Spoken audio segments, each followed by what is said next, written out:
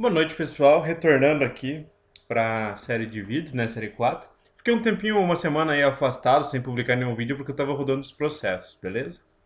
No último vídeo, pessoal, eu executei esse algoritmo aqui, ó. Deixa eu só abrir ele aqui para vocês. Editar modelo. Na verdade, esse modelo aqui que eu havia criado, certo? Eu mostrei a criação desse modelo para vocês em vídeos anteriores. E o que esse modelo faz?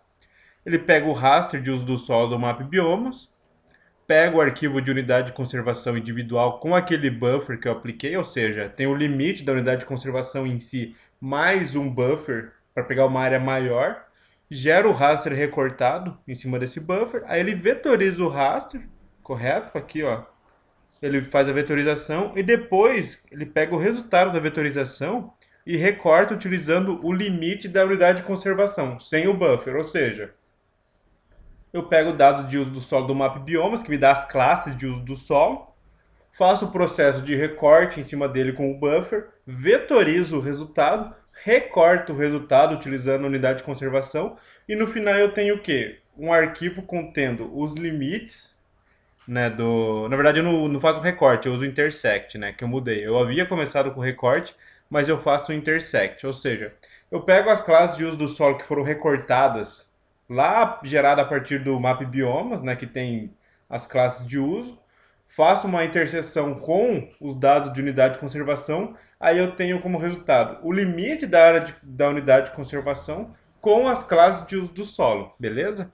Então, no último vídeo, eu executei esse algoritmo aqui em batelada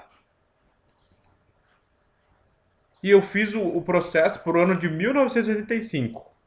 O dado de uso do solo de 1985, correto? Aí ele me resultou isso aqui, ó, tá nessa pasta os resultados. Ou seja, cada arquivo desse, vou carregar alguns para vocês aqui, ó. Cada shapefile desse aqui, ó, é uma unidade de conservação, certo? Então deixa eu carregar no QGIS só para mostrar o resultado para vocês. Ou seja, se eu for aqui nessa unidade de conservação, ó, eu tenho o limite da unidade de conservação, ou seja, a borda, né? Então essas áreas aqui representam uma unidade de conservação, que nesse caso está com o ID o CS1. Esse ID aqui foi eu mesmo que criei. Deixa eu só modificar a codificação de caractere aqui, ó, o TF8. Agora acho que vai ficar correto. Aqui, ó, estação. Ou seja, nesse caso aqui, pessoal, eu tenho o limite da unidade de conservação com o ID o CS1, que foi um ID que eu mesmo criei, mostrei para vocês em vídeos anteriores também.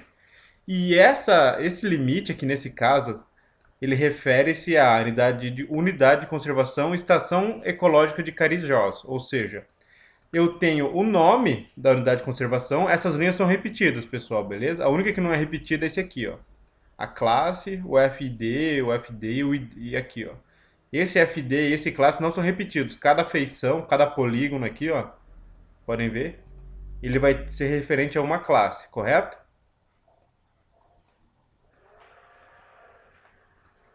Então isso aqui não ocorre repetição. Mas aqui essa coluna de nome, área, categoria, tudo isso ele repete porque ele veio lá do limite da unidade de conservação, certo? Então o que eu tenho no resultado que me interessa aqui num primeiro momento?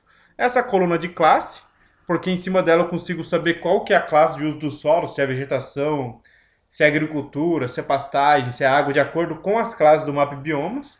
Eu tenho o nome da unidade de conservação em si, correto? Eu tenho a área da unidade de conservação.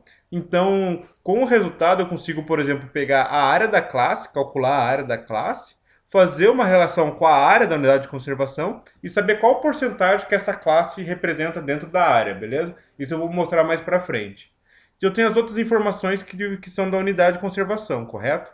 Que tem o ano de criação, o decreto de criação. Porque lá no começo da série que comentei com vocês, eu quero avaliar a evolução no uso e ocupação, correto?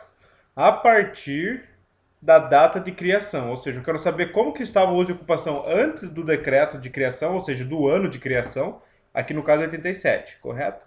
Então eu tenho dados de 85 até 2018 de uso do solo, ou seja, 85 e 86, como que estava o uso e ocupação naqueles 2 anos? Em 87, que foi o ano de criação, como estava o uso e ocupação? E como isso evoluiu de 87 para cá? Beleza? Então, como resultado do que eu executei no vídeo anterior, deixa eu mostrar agora a unidade 2 aqui também. É uma unidade de conservação aqui.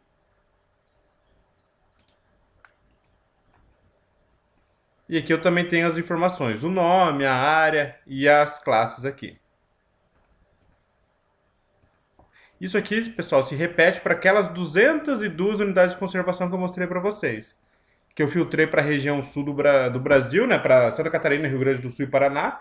E com os filtros que eu apliquei, que eu peguei somente as unidades de conservação contidas dentro da região sul, ou seja, eu não peguei nada que esteja em mais de um estado, por exemplo, que esteja fora da região sul. Por exemplo, se tivesse alguma unidade de conservação que pegasse parte em São Paulo, parte no Paraná, essa eu excluí. Eu peguei somente aquelas contidas dentro da região sul. Beleza? E isso deu para mim 202 unidades de conservação. Então, pessoal, aí como resultado do algoritmo que eu rodei no vídeo anterior, que foi esse modelo aqui que eu criei, o que acontece? Eu gerei os resultados para 1985. Então aqui, deixa eu só aplicar um filtro aqui, .shp, eu tenho 202 shapefiles, correto? Aí o que eu fiz na sequência, pessoal? Na sequência eu fiz para os outros anos do processo. Eu fiz para 86, 87, 88, 89, fui fazendo assim na sequência.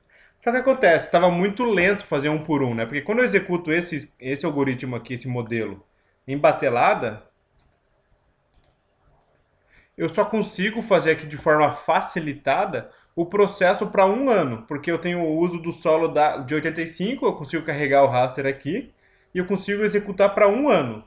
Aí eu tinha que fazer um por vez, 85, 86, 87, 88, e eu tinha que fazer um por vez, e isso estava muito cansativo, muito chato. E demorado também. Então eu fiz um outro modelo que é esse aqui. A partir desse eu refinei ele e fiz um outro modelo. Pegando não somente um raster, ou seja, um ano. Eu consigo agora colocar 6 raster dentro dele, beleza? Então no próximo vídeo eu vou mostrar isso aqui para vocês. Eu trouxe esse vídeo agora mais para comentar os resultados aqui. Então eu comecei fazendo ano por ano, usando o modelo que eu já havia criado, ó, 86, 87, 88, fazendo ano por ano. Só que quando eu vi que estava demorando demais, eu tenho que parametrizar sempre, ano por ano, eu editei um outro modelo para fazer 6 anos de uma vez só. Aí eu vou trazer no próximo vídeo para vocês, beleza? Muito obrigado, pessoal, e até mais.